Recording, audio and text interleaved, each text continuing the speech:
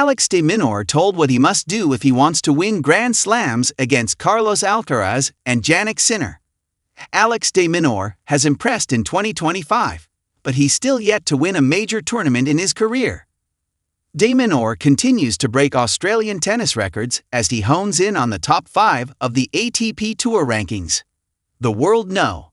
7 has 3 ATP 500 titles, but he's as yet failed to lift one of the more illustrious trophies on the tour. Fellow Aussie Mark Philippoussis has given de Minaur advice on how to finally win a major trophy. Mark Philippoussis tells Alex de Minaur how to win a Grand Slam.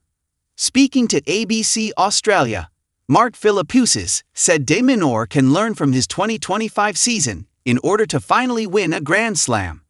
He's had an incredible consistent year, said the former Grand Slam finalist. It's been an incredible year for him, but this is where, as an athlete, you have to figure out what works good for you. You know, what did I do last year that I could change next year?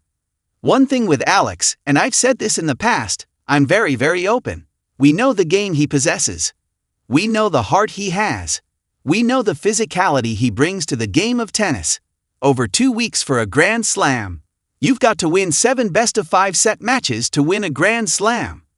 You have to be able to win some cheaper points. You're going to have to be able to not fight as hard for a service game. You know what I mean. At times, we know what he brings to the table, how oppressive he is, said Philippoussis, who believes there's simple things the Australian can do to win a major. But I wish he could just get some easier points at stages, where maybe a little bit of pop on the serve or stepping in a little bit early on the floor and backhand. Now that's easier said than done.